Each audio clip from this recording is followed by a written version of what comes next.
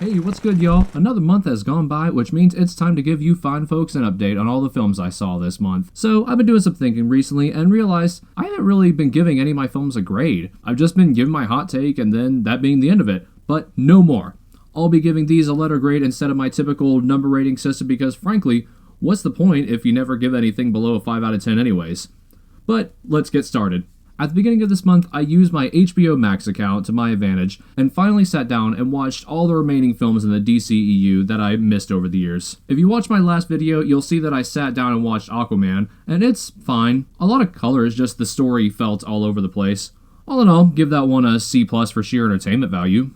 But anyway, this month I watched the last two pieces of the puzzle, Suicide Squad and Birds of Prey, and the fantabulous emancipation of one Harley Quinn. And first I want to say, what coked up Warner Brothers exec thought that was a good name? And second, holy crap did I hate Suicide Squad. This movie is by far the worst of the DCEU lineup by a landslide. They try to give it the Guardians of the Galaxy treatment by putting a lot of pop songs into it, but unlike Guardians of the Galaxy, they're not so much used to emphasize a certain emotional beat, and more so because some producer said, hey, put some popular music in. Like, I kid you not, I think they have a song every 2 minutes. The best part of the movie is probably Margot Robbie as Harley Quinn. You can tell she's having a lot of fun and matches the personality of the character pretty well, while also not being an all-out copy and paste version of the character that we get from Batman the Animated Series. Sadly, that's really the only thing this film has going for it. Will Smith as Deadshot is really out there just to do Will Smith stuff. They try to give him a tragic backstory involving Batman, but it just comes off as forced and it just feels a little out of left field, and I just didn't really care. Mama says I can't live with you because you kill people. Killer Croc and Diablo are reduced to black and Hispanic stereotypes. The editing is kind of cool, but it's done from a team who specialized in movie trailers, and it shows because it's fun for about 2 minutes, but then gets old really quick. And then there's Jared Leto as the Joker, and heed in mind, I love Jared Leto as an entertainer.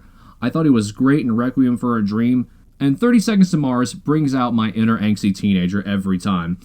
The problem with his performance is, overall, it's as though you took an emo 15-year-old and put him in the body of a 45-year-old man and told him to act as edgy as possible within the confines of a PG-13 film. He just comes off as a man-child going through a midlife crisis. I seriously thought about giving this film a D since I liked Margot Robbie's performance so much, but the problem is it's just boring. It takes an hour to introduce all the characters, and when they are introduced, the movie either stops in its tracks to give you some overly dramatic flashback, or other characters give you the Wikipedia summary on them, and even they don't seem enthusiastic to explain it. This is Katana. She's got my back.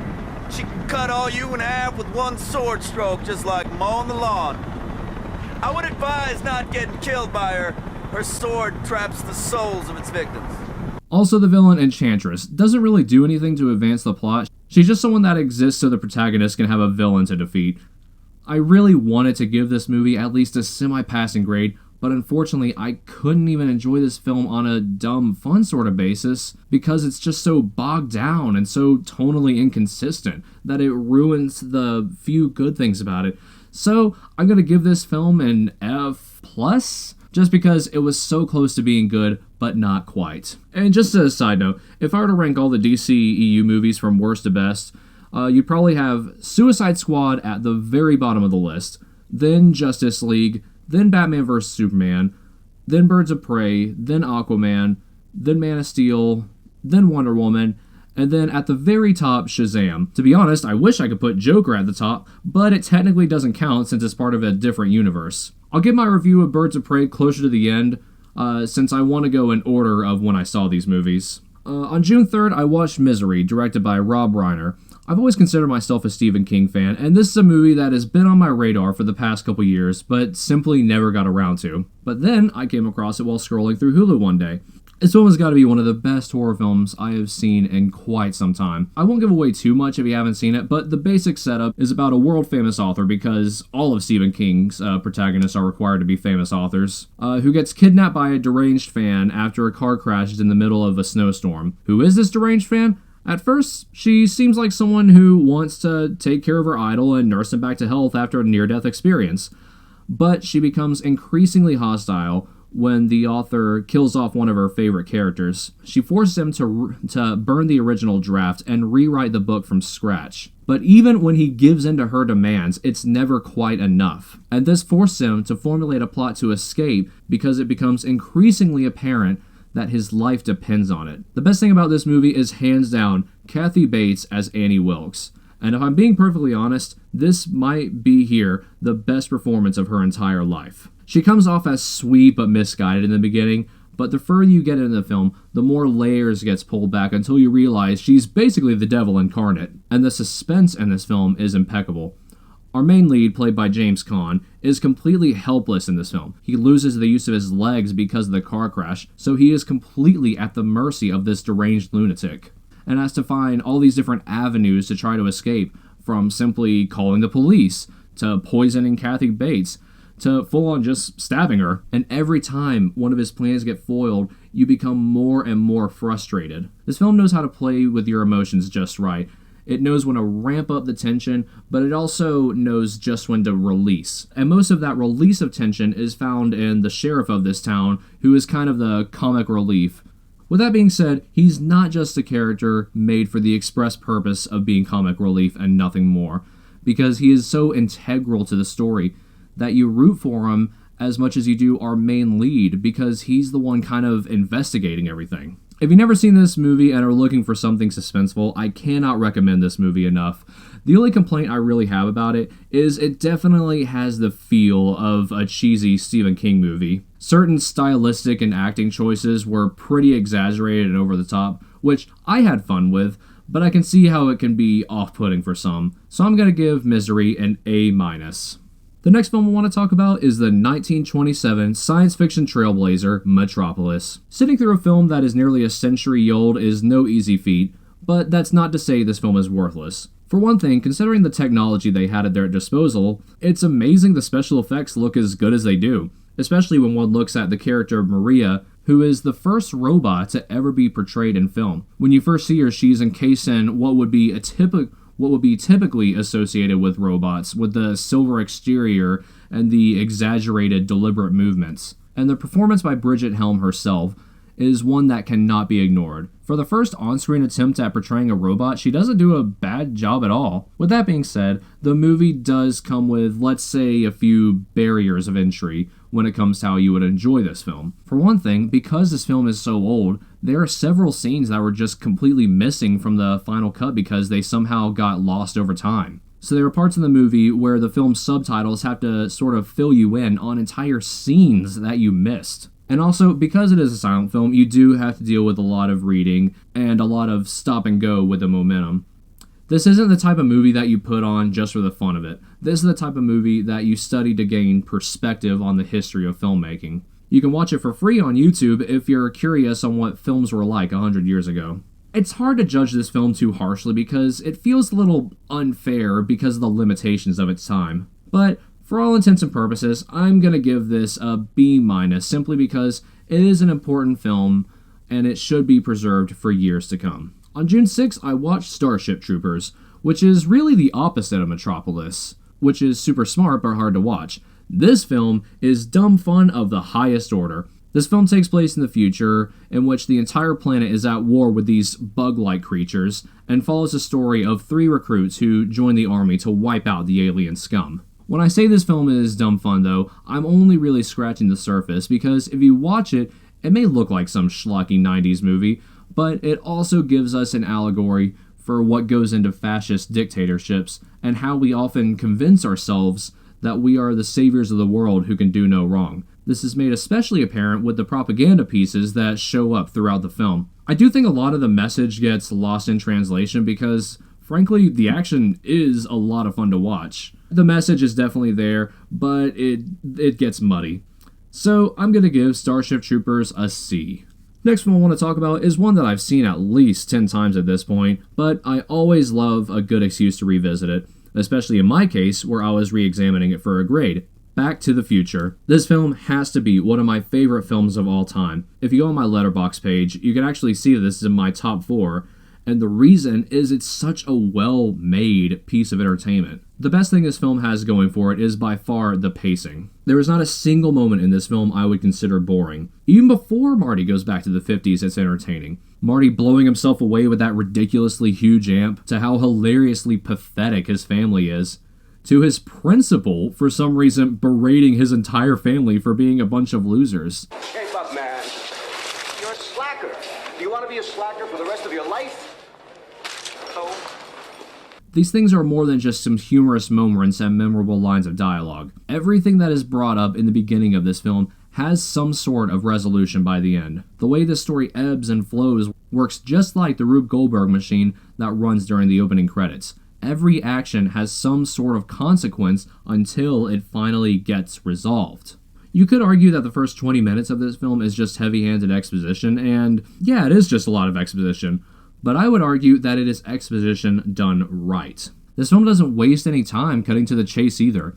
You spend a grand total of 31 minutes in the 1980s, and then you are immediately catapulted into 1955 with barely a chance to so much as catch your breath. Another neat thing about this film is there's really something for everyone. This film is the textbook definition of a family film. Maybe too much of a family film, am I right? But no, seriously. Most of the dialogue is pretty clean, minus a few vulgarities here and there. You're gonna see some serious shit. What, do we become assholes or something? What are you looking at, butthead? But outside of the realm of cleanliness, it also dips its toes into several different genres. So, if you aren't the biggest sci-fi person, it's also a comedy in the vein of a certain sitcom that also starred Michael J. Fox. It's got a lot of action, and it's even got romance at times. Another thing about this movie is the characters are so memorable. They certainly fit stock character archetypes, but I don't know, how can you not get a laugh at how ridiculously impotent George is, or how over-the-top Biff's bullying tactics are? The simplicity may come across as too cut and dry, but I would say the film's beauty is because of its simplicity, not in spite of it. Finally, I can't talk about this movie without addressing the climax. When I first saw this scene, I was around 10 years old because it was part of a series of demo videos that came with Windows Media Player on my parents' Windows Vista. And I just put this video on out of curiosity, and my 10-year-old mind was absolutely blown away by how intense everything in this sequence was. I didn't know anything about Back to the Future prior to that. I just knew that this guy in this car has to sync it up with the lightning bolt so he can travel back to 1985 or he'll be stuck in the past forever. This scene alone is a case study for visual storytelling. Everything you need to know is laid out right in front of you with barely a single word spoken, and I can't praise this film enough. And Back to the Future gets an A+. Later that week, around June 15th, my wife had me watch with her Robin Hood Men in Tights. Now, this is a movie that I've seen before, but it was well over 10 years, and I watched it on cable, so I really forgot how funny this movie was. There must have been a humorous line of dialogue or a visual pun in at least every minute or so. Not all the jokes land, but I'd say a good 60% or so do. And fun fact, this was Dave Chappelle's first ever movie that he performed in. And I think the inclusion of comedians who are still big today, like Dave Chappelle, speaks to how modern this film is. Sometimes for the better, sometimes for the worse. It's often very self-referential to previous Mel Brooks films like Young Frankenstein or Blazing Saddles. It also makes me wish I was watching either of those films instead. Because the thing is, this film was definitely made after Mel Brooks' prime. I don't think he's trying to impress anyone as much as he was back in the day. He has a much greater budget here as opposed to something like The Producers, which didn't even cost $1 million to make, which is unheard of for the vast majority of movie budgets. Another big issue here is one that is really present in basically all of Mel Brooks' films. They all start and finish very strongly, but the metal tends to slow to a crawl, and you find yourself, after a while, just waiting for things to wrap up. It happened in Blazing Saddles, and it happened here. It's just a fact. This movie is a bit on the dumb side compared to other Mel Brooks films, but it's still an entertaining watch. Definitely an ideal thing to put on a Friday night when you're drunk with your buddies just looking for a good laugh. And I'm gonna give Robin Hood Men in Tights a C+. I said when I reviewed Suicide Squad, I'd review this movie around the end, and on June 16th, I watched for the first time Birds of Prey. First things first, right off the bat. This film is a huge improvement over Suicide Squad. One thing I like for sure is how they do away with Joker pretty early on, and it's done through this really cutesy Hanna-Barbera style of animation, which I thought was a really wise decision. Another thing I really enjoy is this film's use of color. When you look at Suicide Squad, it tried to give off this wacky, wild adventure, yet the whole film was run through this sort of murky, poopy green sort of filter. Here, the colors pop and actually match the tone this film is going for. I also think it helps that this movie has an R rating, unlike the PG-13 Suicide Squad, which again, tried to come off as edgy through its visual style and Jared Leto doing stuff, but it all felt like a teenager going through their rebellious stage but still afraid to curse around mommy and daddy. This movie doesn't feel like it's trying to hide anything. It knows exactly what it wants to be and runs with it. You want to have Harley Quinn shoot up a bunch of dudes through the power of cocaine? Sure, go for it. The people that made this film were clearly on drugs, since the plot is all over the place, but at least they're honest. With that being said, the plot is definitely where the film falls flat.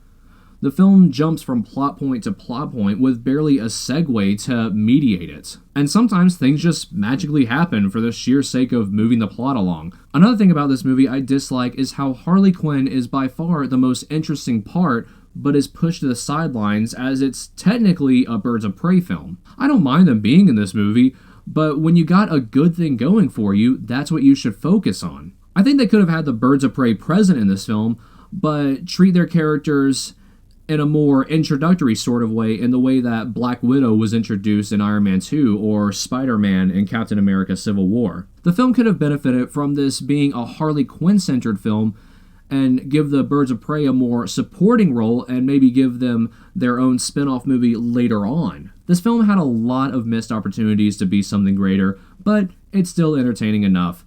And I'm going to give Birds of Prey a D. Last thing I want to talk with you about is Eric Andre's new comedy special on Netflix, Legalize Everything, which I watched on June 27th. Netflix comedy specials tend to be pretty lackluster as far as the quality of jokes go, but this special here is one of the rare exceptions. Eric Andre brings his signature style of insanity, which he perfected on a show on Adult Swim, and transfer it to the stage with near seamless perfection. He does your typical funny anecdotes that you would get with most any comedy show, but also draws from the Adult Swim well by interacting with the audience by jumping on stage and climbing on people's seats, and even taking one audience member's phone to send strange and bizarre text messages to their family members. All of the new material that Eric Andre brings to this special is some of the funniest stuff I have ever seen in a comedy show, and there were several moments in which I had to pause because I was laughing so hard. The only real negative that I have with this special is a lot of material is recycled bits from older routines that you can find on YouTube, but here it's dressed up in a more psychotic method of delivery that he's famous for today. Is it just me, or is reggae the most inappropriate music they could have picked? You're under arrest, you unarmed, innocent black teenager! Boom!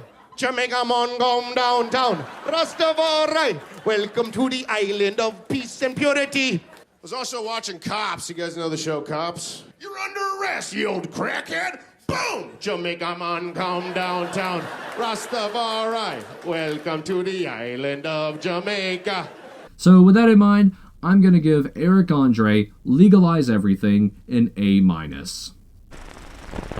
And that was the last thing I watched during the month of June.